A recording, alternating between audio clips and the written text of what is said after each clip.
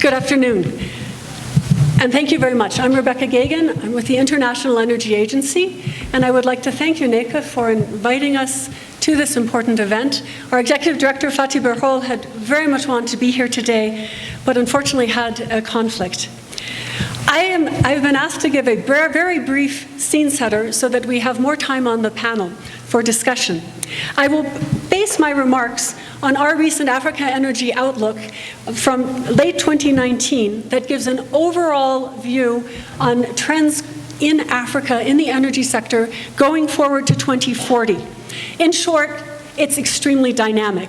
There are challenges, but also enormous opportunity. We see three factors driving this dynamism. First, a very fast-growing population. To 2040, 1 in 2 people added to the global population will be African. 2, urbanization. By 2040, 500 million people will be added to the cities of Africa. This is faster than the 2 decades of development of urbanization in China even, which was a historic record, and industrialization. All of these will drive energy demand, and Africa will become increasingly influential for global energy trends as both a major consumer and a major producer.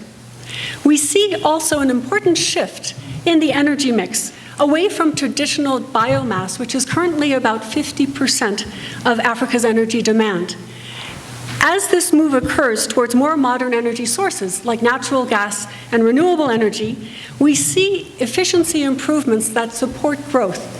In our scenario in the Outlook, which projects 6% growth rate, the economy quadruples, but energy use only goes up by 50% because of this added efficiency. For renewable energy, Africa has vast resources.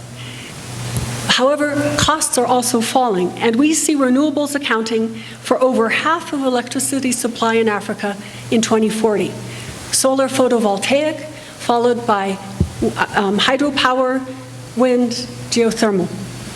In terms of natural gas, while nearly half of Africa's energy supply in North Africa comes from natural gas, this level is under 5% in sub-Saharan Africa.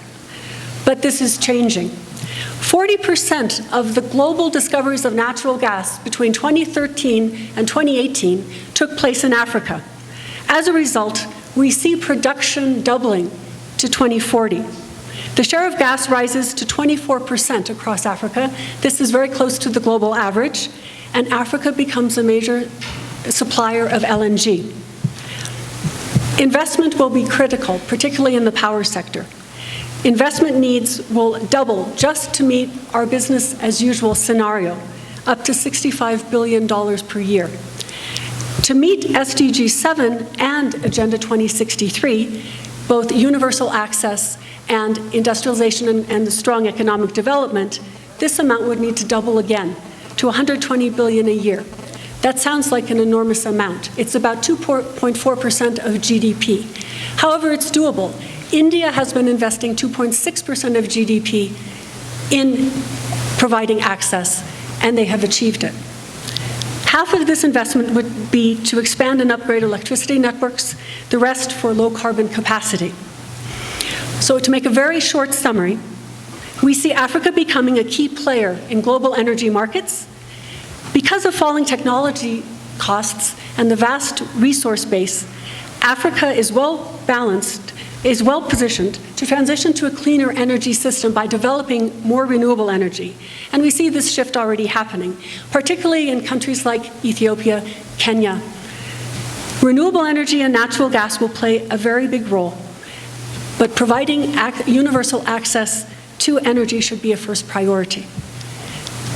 Significant amounts of investment will be required, but we believe that this is attainable with consistent, stable, and targeted policies.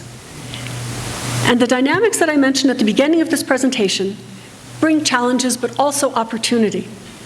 Africa can draw on its people, its natural resources, and lessons learned in Africa, but also beyond. And the continent can help lead the global transition to more sustainable energy systems. Thank you.